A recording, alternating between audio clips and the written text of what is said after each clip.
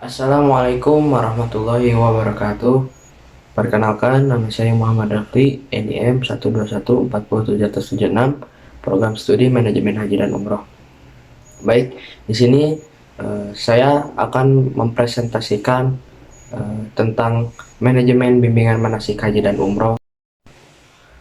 Latar belakang pada manajemen bimbingan manasik haji dan umroh disebutkan pada pasal 33. Dalam menyelenggarakan bimbingan dan pembinaan manasik haji, pemerintah dapat melibatkan kelompok bimbingan ibadah haji dan umroh yang disebut KBIHU. Nah, KBIHU dalam melaksanakan bimbingan manasik haji dan umroh tentu melibatkan berbagai komponen pelatihan manasik yang di dalamnya tidak terlepas dari unsur-unsur sebuah pelatihan. Jadi dari KBIHU melaksanakan program bimbingan kepada calon jamaah haji yang dimana dilibatkan oleh pemerintah supaya membimbing dan membina para calon jamaah haji, yang di dalamnya ada unsur-unsur dari sebuah manajemen, ada fungsi-fungsi manajemen yang akan dibahas sedemikian rupa pada slide berikutnya. Nah, dari yang slide sebelumnya tentang latar belakang manajemen bimbingan manasik haji dan umroh. Nah, di sini saya akan merumuskan masalah yang dimana kita akan membahas 3 materi pokok pada manajemen bimbingan manasik haji. Yang pertama ada pengertian manajemen bimbingan manasik haji dan umroh. Yang kedua ada fungsi dari manajemen bimbingan manasik haji dan umroh. Apa saja sih dari fungsi-fungsi itu? Nah, yang ketiga yaitu unsur-unsur manajemen bimbingan manasik haji, yang dimana 3 pembahasan ini merupakan pokok inti dari manajemen bimbingan manasik haji. Untuk pembahasan yang pertama yaitu tentang pengertian manajemen bimbingan manasik haji dan umroh. Bimbingan manasik haji dan umroh merupakan upaya pembekalan, pembinaan, dan pengarahan oleh pembimbing kepada calon jamaah haji dengan bersama-sama agar jamaah dapat melaksanakan ibadah haji sesuai dengan syarat, rukun, wajib haji yang dilakukan oleh Rasulullah SAW. Nah, kata manasik dalam KBBI artinya ibadah, sedangkan pengertian manasik haji dan umroh adalah hal-hal yang berhubungan dengan ibadah haji dan umroh seperti ihram, tawaf, sa'i, wukuf, atau peragaan pelaksanaan ibadah haji dan umroh sesuai dengan rukun-rukunnya, biasanya menggunakan gambaran ilustrasi seperti Ka'bah dan sebagainya. Nah, dalam kegiatan manasik haji, calon jamaah haji akan lebih dilatih oleh pembimbing tentang bagaimana tata cara pelaksanakan ibadah haji yang akan dilaksanakannya. Misalnya rukun haji, persyaratan wajib, sunnah, maupun hal-hal yang tidak boleh dilakukan selama pelaksanaan ibadah haji. Manasik haji juga diperlukan guna memberikan pemahaman kepada setiap calon jamaah haji tentang tujuan utama keberangkatan mereka ke tanah suci. Manasik haji juga sangat bermanfaat bagi para calon jamaah haji karena setelah melaksanakan manasik haji, para calon jamaah haji akan dapat memahami hal-hal apa saja yang harus dilakukan pada saat melakukan ibadah haji nantinya. Nah, para calon jamaah haji juga mempelajari budaya, bahasa, dan kondisi alam di Arab Saudi. Salah satu unsur yang paling penting, materi pokok yang paling penting pada manajemen bimbingan manasik haji yaitu fungsi manajemen, yang dimana manajemen yang baik akan menghasilkan suatu kegiatan yang terarah dan terpadu. Oleh karena itu, dalam mencapai tujuan yang sudah ditargetkan, pada akhirnya sebuah manajemen yang baik dalam mempelaksanakan kegiatan bimbingan manasik haji dan umroh yang meliputi proses perencanaan, pengorganisasian, pengontrolan, dan evaluasi. Manajemen bimbingan manasik haji dan umroh juga dari segi pengelolaan, perencanaan, pengorganisasian, penggerakan, dan pengawasan dilakukan dengan baik dan teratur. Nah, dalam manajemen terdapat fungsi manajemen. Menurut pendapat George R. Taney, terdapat 4 fungsi manajemen. Yang pertama ada perencanaan, planning. Nah, perencanaan merupakan tahapan awal dalam setiap kegiatan, yang dimana menetapkan tujuan. Tujuan dari bimbingan manasik haji dan umroh adalah untuk melayani dan membimbing para calon jamaah haji dan umroh agar mampu memahami ilmu manasik sehingga bisa mandiri dalam menunaikan ibadah haji dan umroh. Yang kedua ada pemrograman. Adanya program bimbingan manasik haji dan umroh yaitu program pembelajaran berupa materi-materi tertulis yang berkaitan dengan fikih haji dan umroh serta praktik manasik haji dan umroh. Pemateri yang ditunjuk untuk mengisi program yang dilakukan berdasarkan keahliannya dan sudah tersertifikasi. Yang ketiga ada penjadwalan. Nah, dalam hal ini dilakukan penjadwalan kegiatan pelatihan bimbingan ibadah haji dan umrah oleh KBIHU yang digunakan dalam aktivitas program pelatihan bimbingan ini. Yang keempat ada anggaran, yaitu budgeting atau budgeting. Dalam setiap kegiatan, penyusunan anggaran dilakukan pada saat perencanaan agar dalam pelaksanaan tidak terjadi over budget. Nah, asal pendanaan program bimbingan manasik haji berasal dari para jamaah yang melaksanakan bimbingan manasik haji. Nah, itu untuk dari perencanaan atau planning.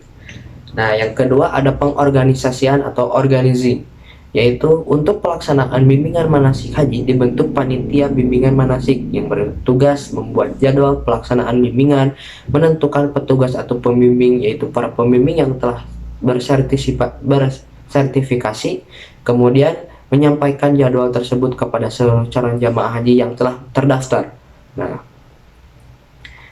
adapun langkah-langkah pengorganisasian seperti berikut, yaitu menerapkan tujuan yang ingin dicapai. Nah, sebelum melakukan pengorganisasian sebaiknya harus memperhatikan tujuan dan lembaga, sehingga nantinya pada proses bimbingan manasik dapat dilakukan dengan sebaik-baiknya. Yang kedua ada penentuan kegiatan. Nah, penentuan kegiatan yang dilakukan oleh lembaga-lembaga KBIH adalah mengajarkan dan memberikan pelatihan manasik dengan kompetensi yang telah ditentukan sampai para jamaah benar-benar memahami perihal tentang bimbingan manasik. Yang ketiga dengan pendelegasian wewenang. Maksud dari pendelegasian dalam wewenang yaitu dalam mewenang terhadap pembimbing dan peserta jamaah pada setiap lembaga KBIHU di dalamnya melaksanakan menetapkan beberapa kali pertemuan setiap minggunya. Semisal waktu itu saya observasi pada KBIHU Riyadul Hasanah yang berada di kota Cimahi melaksanakan 24 pertemuan pertemuan setiap hari Minggu. Nah, itu untuk salah satu lembaga KBIH yang berada di kota Cimahi yang melaksanakan pendelegasian wewenang untuk menetapkan berapa kali sih pertemuan diadakan pertemuan tiap minggunya. Nah, setiap hari Minggu selama 24 kali pertemuan. Yang ketiga ada pergerakan atau activating. Nah, pada fungsi ini seluruh pengurus harus bekerja sama dalam hal mengenai program bimbingan manasik haji dan umroh. Maka yang bergerak bukan hanya para pengurus saja, tetapi juga para jamaah manasik, di mana tentunya pembimbing akan dilibatkan dalam proses pengajaran ilmu yang berkaitan dengan manasik haji dan umroh, sedangkan para jamaah manasik akan menerima pengajaran tersebut. Nah, adapun penggerakan atau pelaksanaan yang dilakukan pada kegiatan pada lembaga-lembaga bisa menggunakan yang pertama ada metode bimbingan. Metode bimbingan teoritik, bimbingan praktik, metode simulasi, bimbingan praktik lapangan. Nah, metode-metode tersebut merupakan bisa dilaksanakan oleh para lembaga KBIHU untuk melakukan metode-metode seperti apa sih bimbingan yang akan dilaksanakan oleh para lembaga. Nah, untuk kedua yaitu pelaksanaan bimbingan. Nah, untuk yang tadi semisal saya yang pernah observasi pada KBIHU Riyadul Hasanah, pelaksanakan bimbingan total ada 24 kali pelaksanaan bimbingan, terdiri dari 12 pertemuan bimbingan teoritik, 6 kali bimbingan praktek menggunakan metode simulasi, dan 4 kali bimbingan praktek lapangan. Nah, yang ketiga ada administrasi, yaitu biaya pendaftaran. Nah, waktu itu biaya pendaftaran pada KBIHU Riyadul Hasanah yaitu sebesar 400.000 serta biaya perjalanan ibadah haji.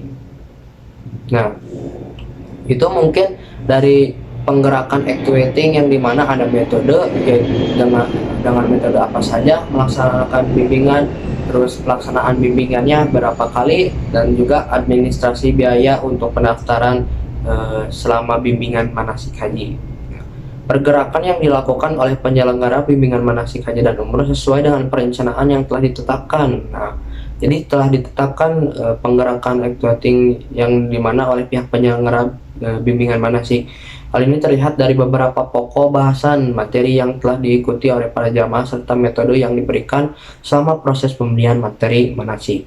Nah, yang keempat ada pengawasan, yaitu controlling. Nah, dari pengawasan ini merupakan proses pelaksanaan dan penilaian yang dimana pengawasan yang dilakukan oleh para pembimbing manasik haji dan umroh para lembaga dilakukan langsung oleh Kementerian Agama setiap kota madya. Nah, sebagai pihak penyelenggaraan ibadah haji dan umroh, serta selain itu pemimpin KBIHU tiap lembaga selalu mengontrol untuk memastikan jalannya kegiatan bimbingan manasik haji berjalan sesuai dengan apa yang diharapkan oleh pihak KBIHU. Nah, dan maka panitia diwajibkan untuk melaporkan tentang kegiatan manasik haji setiap harinya kepada ketua KBIHU. Itu dari teknik pengawasan.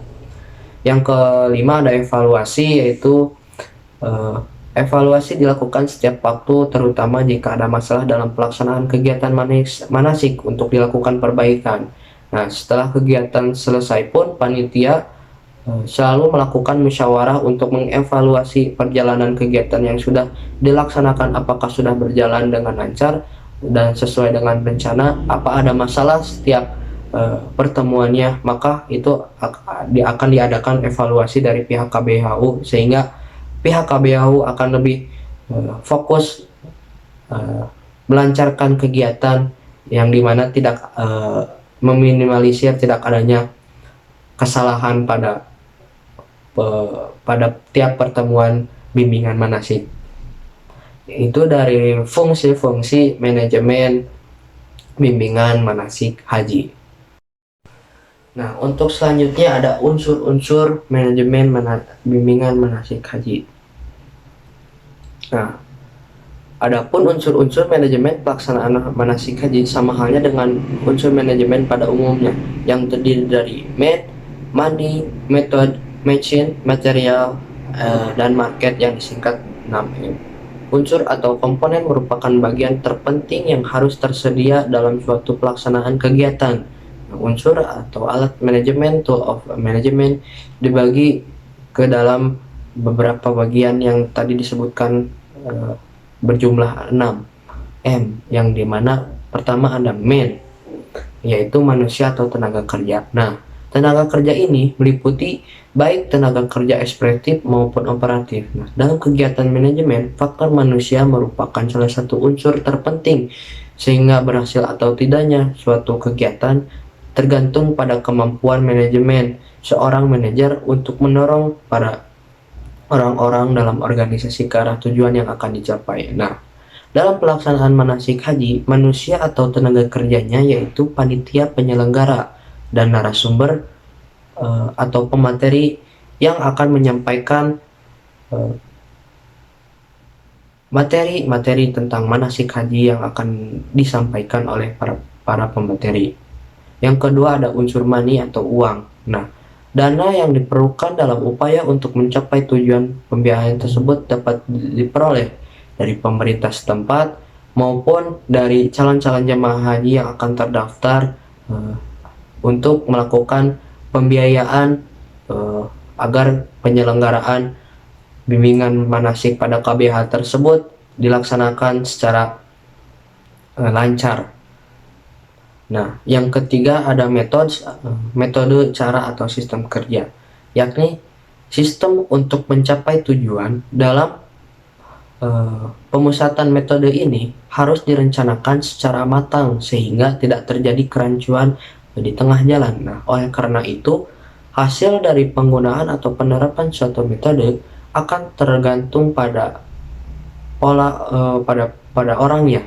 Metode ini biasanya dipakai oleh pemateri yang memberikan manasik haji. Nah, metode ini berbagai macam yang disesuaikan dengan materi dan kondisi para calon jamaah haji yang berada di KBIHU tersebut.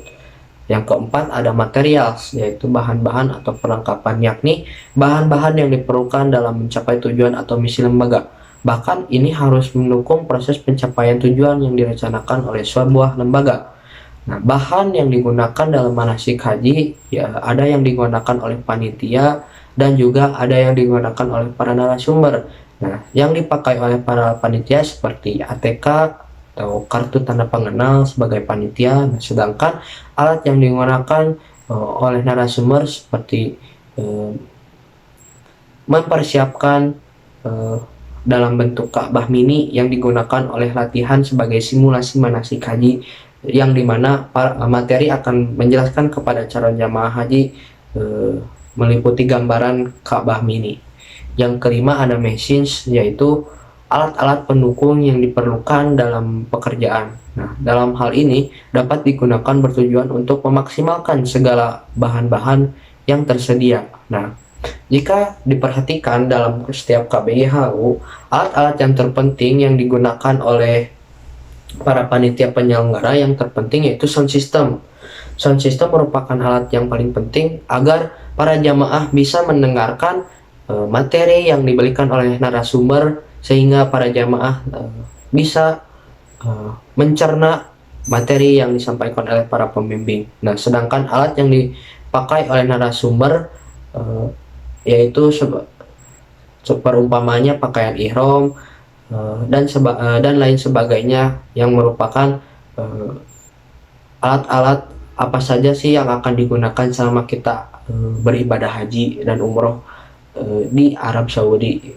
Mungkin seperti itu dari teknik mesin. Nah, yang keenam ada market atau pasar. Nah, yaitu tempat untuk menawarkan yang dimana KBIH ini akan menawarkan suatu lembaga atau KBIHU lah dari dimanapun akan menawarkan hasil produksi atau hasil dalam hal ini misi lembaga dapat diterima oleh masyarakat. Nah, jadi menawarkan dari hasil-hasil para KBIHU, memasarkan KBIHU-nya sehingga para jamaah tahu bahwa pada KBIH ini dapat dilaksanakan dengan baik gitu kan. Nah, mungkin dari target market itu mungkin seperti itu. Nah, alhamdulillah penyampaian materi sudah selesai. Mungkin cukup sekian dari pemaparan dari saya. Mohon maaf apabila ada kekurangan dan kesalahan. Wabillahi taufiq wal hidayah. Wassalamualaikum warahmatullahi wabarakatuh.